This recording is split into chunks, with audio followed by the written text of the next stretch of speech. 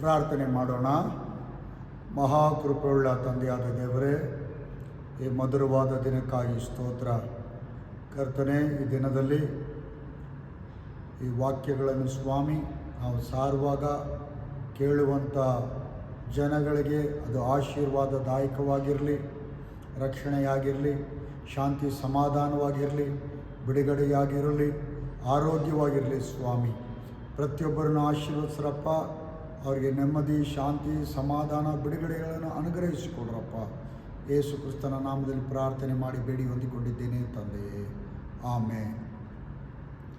Greetings to everyone in the name of our Lord Jesus Christ. ಕರ್ತನಾಗಿರುವಂಥ ಯೇಸು ಕ್ರಿಸ್ತನ ನಾಮದಲ್ಲಿ ನಿಮ್ಮೆಲ್ಲರಿಗೂ ನನ್ನ ವಂದನೆಗಳನ್ನು ತಿಳಿಸುತ್ತೇನೆ. We saw from Isaiah chapter 60. ನಾವು ಈಗಾಗಲೇ ಯೆಶಾಯನ ಪ್ರವಾದನೆಯ ಗ್ರಂಥದ 60ನೇ ಅಧ್ಯಾಯವನ್ನು ಧ್ಯಾನ ಮಾಡಿದ್ದೇವೆ. Arise and shine. ಏಳು, ಪ್ರಕಾಶಿಸು ಎಂಬುದಾಗಿ. The light of the Lord will come to you and the glory of the Lord rises upon you. ಕರ್ತನ ಒಂದು ಪ್ರಕಾಶವು ನಿಮ್ಮ ಮೇಲೆ ಬಂದಿದೆ, ಆತನ ತೇಜಸ್ಸು ನಿಮ್ಮ ಮೇಲೆ ಉದಯಿಸಿದೆ ಎಂಬುದಾಗಿ. How will the Lord rises upon us? ದೇವರ ಒಂದು ಪ್ರಕಾಶವು ತೇಜೋಮಯವಾದಂಥ ಒಂದು ತೇಜಸ್ಸು ಯಾವಾಗ ನಮ್ಮ ಮೇಲೆ ಇಳಿದು ಬರುತ್ತದೆ? We read in John chapter 20. ಯೋಹಾನ ಬರೆಸುವಾರ್ತೆ 20ನೇ ಅಧ್ಯಾಯದಲ್ಲಿ ನಾವು ಓದುತ್ತೇವೆ. The Lord has been crucified. ಯೇಸು ಕ್ರಿಸ್ತನನ್ನು ಶಿಲುಬೆಗೆ ಹಾಕಿದರು. Now he has been risen. ಈಗ ಅವರು ಪುನರುತ್ಥಾನ ಹೊಂದಿದ್ದಾರೆ. Who is going and seeing him?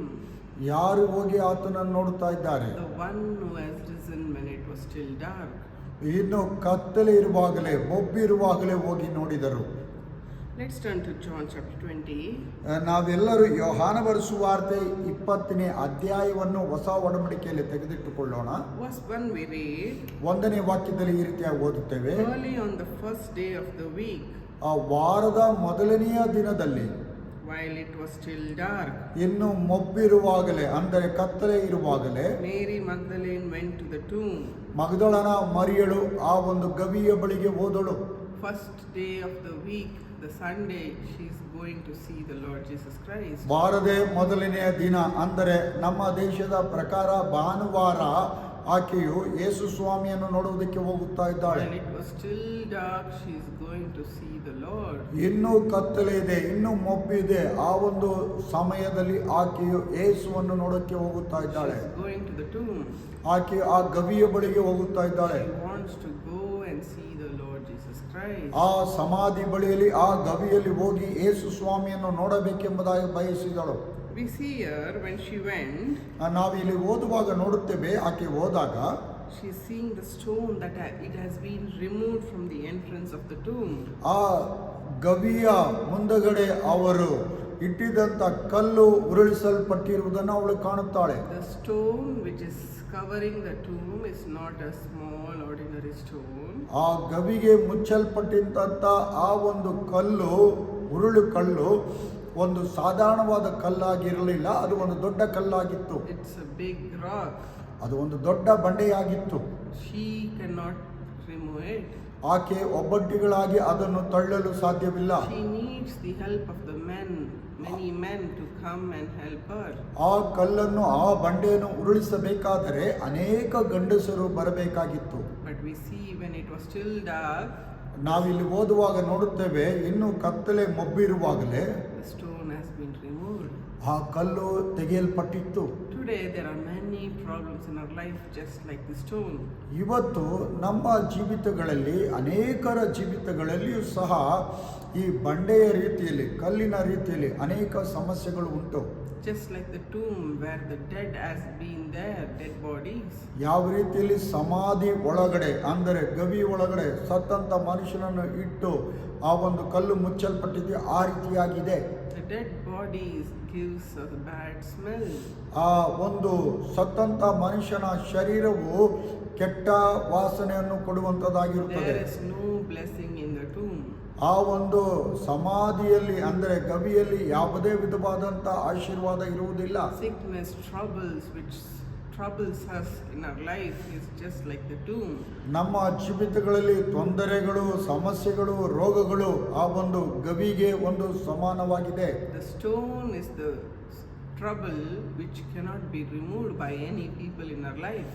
ನಮ್ಮ ಜೀವಿತಗಳಲ್ಲಿರುವಂಥ ತೊಂದರೆಗಳನ್ನು ಸಮಸ್ಯೆಗಳನ್ನು ಆ ಬಂಡೆಯು ಮುಚ್ಚಲ್ಪಟ್ಟಂಥ ರೀತಿಯಲ್ಲಿ ಇರುವಾಗ ಅವುಗಳನ್ನು ಯಾವ ಮನುಷ್ಯನು ತಳ್ಳಿ ಹಾಕಲು ತೆಗೆದುಹಾಕಲು ಸಾಧ್ಯವಿಲ್ಲ. But when we get up early in the morning while it is still dark, ನಾವು ಇನ್ನೂ ಕತ್ತಲೆ ಇರುವಾಗಲೇ ಯಾವ ಮನುಷ್ಯನು ಎದ್ದು ದೇವರ ಸಮ್ಮುಖದಲ್ಲಿ ಬರುತ್ತಾನೋ and goes to the tomb, means goes to the presence of the Lord, ಆ ಗವಿಯ ಬಳಿಯಲ್ಲಿ ಎಂಬುದಾಗಿ ಹೇಳುವುದಾದರೆ ದೇವರ ಪ್ರಸನ್ನತೆಯಲ್ಲಿ ದೇವರು ಇರುವಂತಹ ಸ್ಥಳದಲ್ಲಿ ಯಾವ ಮನುಷ್ಯನು ಹೊರಟು ಹೋಗುತ್ತಾನೋ he will see the live Jesus Christ. ಆತನು ಮಾತ್ರವೇ, ಆ ವ್ಯಕ್ತಿಯು ಮಾತ್ರವೇ ಪುನರುತ್ಥಾನ ಹೊಂದಿದ ಯೇಸು ಕ್ರಿಸ್ತನನ್ನು ಕಾಣಲು ಸಾಧ್ಯ. He can see the light in his life. ಅವರ ಜೀವಿತಗಳಲ್ಲಿ ಬೆಳಕನ್ನು ಕಾಣಲು ಸಾಧ್ಯ. You can see the blessing in your life. ಆಗ ಮಾತ್ರ ನಿಮ್ಮ ಜೀವಿತಗಳಲ್ಲಿ ಆಶೀರ್ವಾದಗಳನ್ನು ಕಾಣಲು ಸಾಧ್ಯ. We see Mary Magdalene came to the tomb when it is still dark. ನಾವು ಈಗಾಗಲೇ ಓದಿದ ಪ್ರಕಾರ ನೋಡುತ್ತೇವೆ, ಮಗದಲನ ಮರಿಯಳು ಇನ್ನು ಕತ್ತಲಿರುವಾಗಲೇ ಮೊಬ್ಬಿರುವಾಗಲೇ ಆ ಒಂದು ಸಮಾಧಿಯ ಗವಿಯ ಬಳಿಗೆ ಬಂದಳು. The stone has been removed. ಆ ಒಂದು ಬಂಡೆಯು ಉರುಳಿಸಲ್ಪಟ್ಟಿತ್ತು. She is going inside and seeing there is no body of the Lord Jesus Christ. ಒಳಗಡೆ ಗವಿ ಒಳಗಡೆ ಹೋಗಿ ನೋಡುವಾಗ ಸತ್ತಂತ ಯೇಸು ಕ್ರಿಸ್ತನ ಶರೀರವು ಅಲ್ಲಿ ಇಲ್ಲ. Verse 2 we read, ಎರಡನೇ ವಾಕ್ಯ ಅಂದರೆ ಯೋಹಾನ ಬರೆಸುವಾರ್ತೆ 20ನೇ ಅಧ್ಯಾಯದ ಎರಡನೇ ವಾಕ್ಯವನ್ನು ನಾವು ಓದುವಾಗ from ನೋಡುತ್ತೇವೆ. there she is running back to the house. ಅಲ್ಲಿಂದ ಅವಳು ಹಿಂತಿರುಗಿ ಮನೆಗೆ ಓಡಲು ಪ್ರಾರಂಭ ಮಾಡುತ್ತಾಳೆ. She is running to Simon Peter and the other disciples of the Lord Jesus Christ. ಅಲ್ಲಿಂದ ಓಡಿ ಹೋಗಿ ಸೀಮೋನ್ ಪೇತ್ರನು ಮತ್ತು ಯೇಸು ಕ್ರಿಸ್ತನ ಶಿಷ್ಯರ ಬಳಿಗೆ ಓಡಿ ಹೋಗುತ್ತಾಳೆ. And she is telling they have taken the Lord out of the tomb. ಯೇಸು ಕ್ರಿಸ್ತನನ್ನು ಆ ಒಂದು ಸಮಾಧಿಯಿಂದ ಯಾರೋ ಹೊತ್ತುಕೊಂಡು ಹೋಗಿದ್ದಾರೆ. We don't know where they have put him. ಆ ಯೇಸು ಕ್ರಿಸ್ತನನ್ನು ಹೊತ್ತುಕೊಂಡು ಹೋಗಿ ಎಲ್ಲಿ ಬಚ್ಚಿಟ್ಟಿದ್ದಾರೋ ನಮಗೆ ಗೊತ್ತಿಲ್ಲ. Now Simon Peter and the other disciple is coming to see where the Lord's Jesus body is. ಈಗ ಸೀಮೋನ್ ಪೇತ್ರನು ಮತ್ತೆ ಅವನ ಜೊತೆಯಲ್ಲಿದ್ದಂಥ ಶಿಷ್ಯರು ಯೇಸು ಕ್ರಿಸ್ತನನ್ನು ಎಲ್ಲಿಟ್ಟಿದ್ದಾರೆ ಎಂಬುದಾಗಿ ನೋಡುವುದಕ್ಕಾಗಿ ಗವಿಯ ಬಳಿಗೆ ಬರುತ್ತಾರೆ. When they are coming, the light has come to the earth. ಅವರು ಬರುವಾಗ ಭೂಮಿಗೆ ಬೆಳಕು ಬಂತು. It is not still dark. ಇನ್ನು ಕತ್ತಲೆ ಇರಲಿಲ್ಲ. The sun has risen. ಆ ಸೂರ್ಯೋದಯವಾಗಿತ್ತು. Now they are coming to see whether the Lord is there or not in the tomb. ಆ ಒಂದು ಸಮಾಧಿಯ ಒಳಗಡೆ ಅಂದರೆ ಆ ಗವಿ ಒಳಗಡೆ ಯೇಸು ಕ್ರಿಸ್ತನು ಇದ್ದಾರೋ ಇಲ್ಲವೋ ಎಂಬುದಾಗಿ ಆ ಶಿಷ್ಯರು ನೋಡಲು ಓಡಿ ಬಂದರು. We see both are running and coming to see the Lord. ಇಬ್ಬರು ಶಿಷ್ಯರು ಓಡೋಡಿ ಯೇಸು ಕ್ರಿಸ್ತನನ್ನು ನೋಡಲು ಬರುತ್ತಾರೆ. The other one is coming, running and coming even before Peter comes. ಪೇತ್ರನು ಬರುವುದಕ್ಕಿಂತ ಇನ್ನೊಬ್ಬನು ಇನ್ನೂ ವೇಗವಾಗಿ ಓಡಿ ಬರುವುದನ್ನು ನೋಡುತ್ತೇವೆ. From outside is bending and seeing whether the Lord's body is there or not.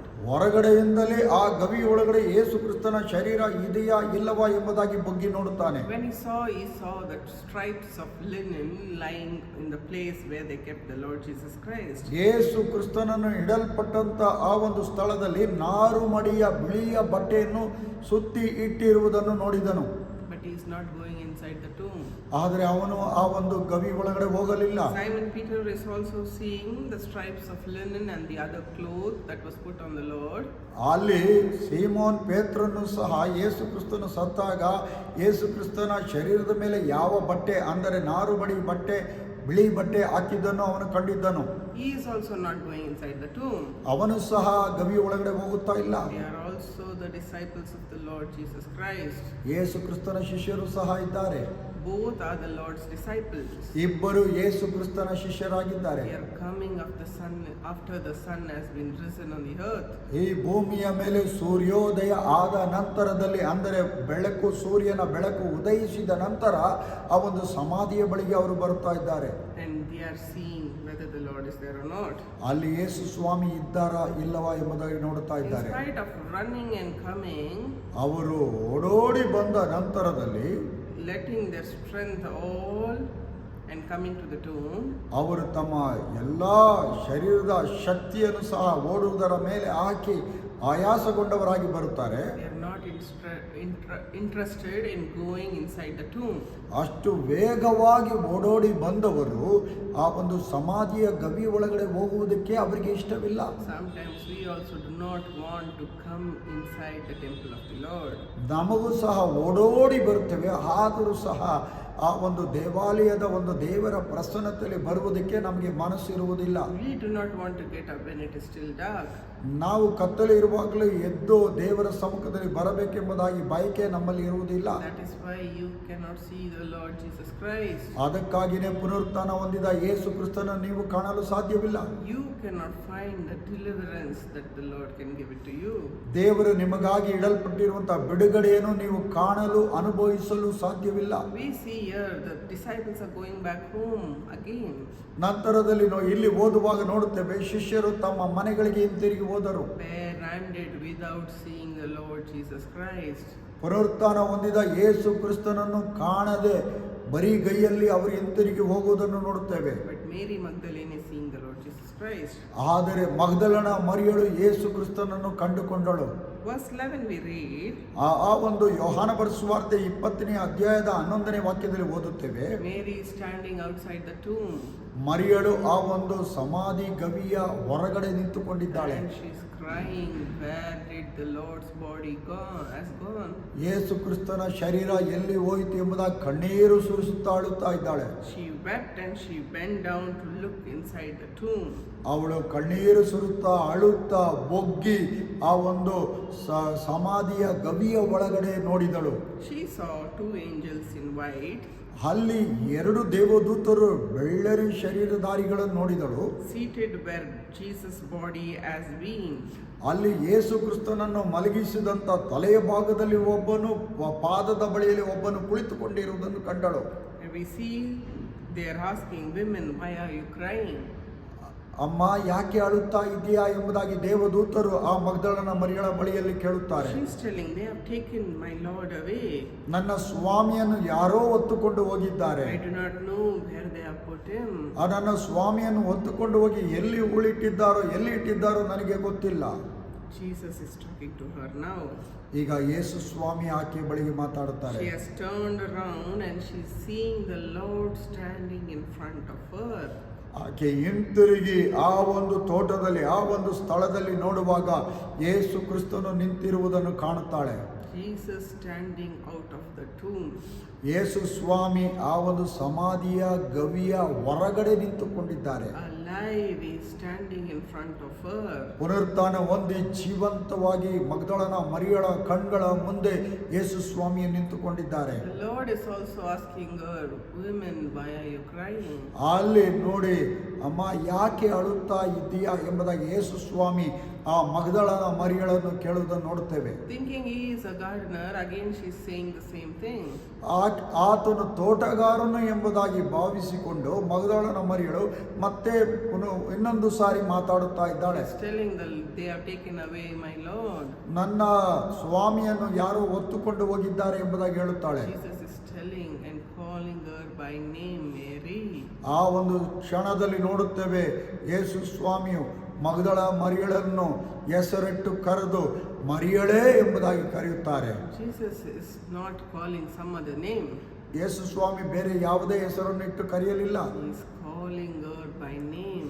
ಯೇಸು ಸ್ವಾಮಿ ಆಕೆಯನ್ನು ನೋಡಿ ಮರಿಯಳೇ ಎಂಬುದಾಗಿ ಕರೆದರು. He knows in what situation you come to the presence of the Lord. ಯೇಸು ಸ್ವಾಮಿಗೆ ಗೊತ್ತುಂಟು, ನೀನು ದೇವರ ಸಮ್ಮುಖದಲ್ಲಿ ಬರುವಾಗ ಯಾವ ಸನ್ನಿವೇಶದಲ್ಲಿ ಯಾವ ಸಮಸ್ಯೆಯಲ್ಲಿ ಬಂದಿದ್ದೀಯಾ ಎಂಬುದಾಗಿ. He knows you by name. ಆತನು ನಿನ್ನ ಹೆಸರನ್ನು ಬಲ್ಲವನಾಗಿದ್ದಾನೆ. He knows what trouble you are facing in your life. ನಿನ್ನ ಜೀವಿತದಲ್ಲಿ ಯಾವ ತೊಂದರೆಯನ್ನು ಎದುರಿಸುತ್ತಾ ಇದ್ದೀಯಾ ಎಂಬುದಾಗಿ ಯೇಸು ಸ್ವಾಮಿ ಗೊತ್ತುಂಟು. He knows your family situation. ನಿನ್ನ ಕುಟುಂಬದ ಸನ್ನಿವೇಶಗಳು ತೊಂದರೆಗಳು ಯೇಸು ಸ್ವಾಮಿಗೆ ಗೊತ್ತುಂಟು. He knows each and everything in your life. ನಿನ್ನ ಜೀವಿತದಲ್ಲಿ ಇರುವಂತಹ ಎಲ್ಲಾ ಸಮಸ್ಯೆಗಳು ಎಲ್ಲಾ ಕಾರ್ಯಗಳನ್ನು ಯೇಸು ಸ್ವಾಮಿ ಬಲ್ಲವರಾಗಿದ್ದಾರೆ. When it has to be gone.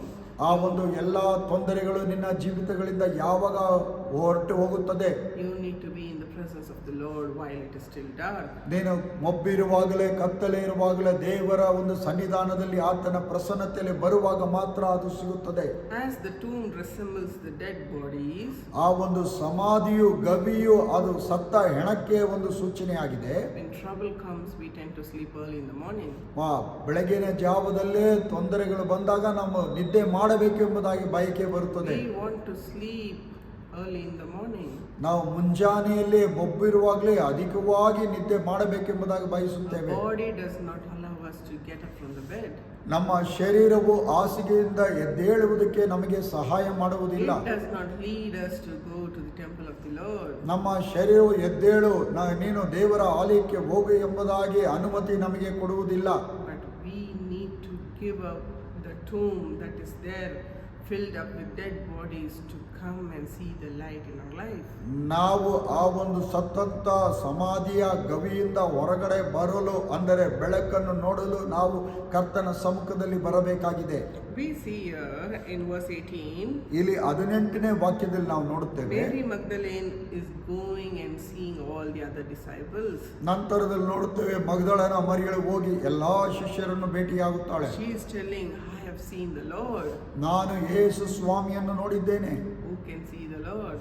ಯೇಸು ಸ್ವಾಮಿಯನ್ನು ಯಾರು ನೋಡಲು ಸಾಧ್ಯ? One who gets up early in the morning while it is still dark. ಕತ್ತಲೆ ಇರುವಾಗಲೇ ಮೊಬ್ಬಲು ಇರುವಾಗಲೇ ಯಾರು ಯೇಸು ಸ್ವಾಮಿಯ ಸನ್ನಿಧಾನಕ್ಕೆ ಬರ್ತಾರೋ ಅವರು ನೋಡಲು ಸಾಧ್ಯ.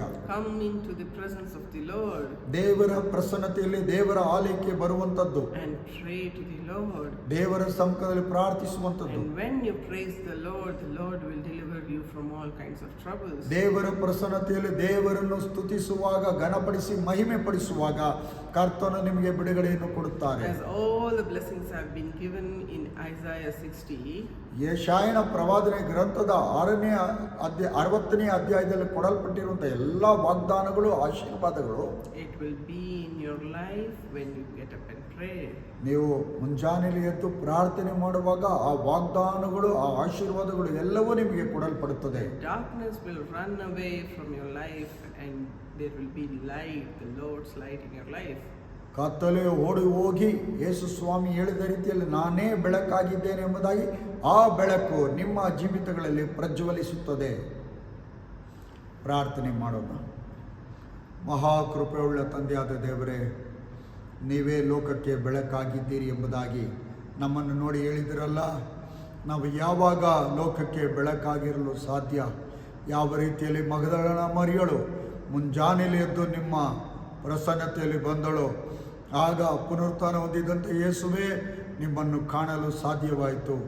ಈ ಒಂದು ವಿಡಿಯೋ ಮುಖಾಂತರವಾಗಿ ಸ್ವಾಮಿ, ಈ ಸಂದೇಶವನ್ನು ಕೇಳುವಂಥ ನನ್ನ ಪ್ರಿಯ ಸಹೋದರ ಸಹೋದರಿಗಳಿಗಾಗಿ ಸ್ತೋತ್ರ, ಯವನಸ್ಥರಿಗಾಗಿ ಸ್ತೋತ್ರ, ಪುಟ್ಟ ಮಕ್ಕಳಿಗಾಗಿ ಸ್ತೋತ್ರ ಸ್ವಾಮಿ.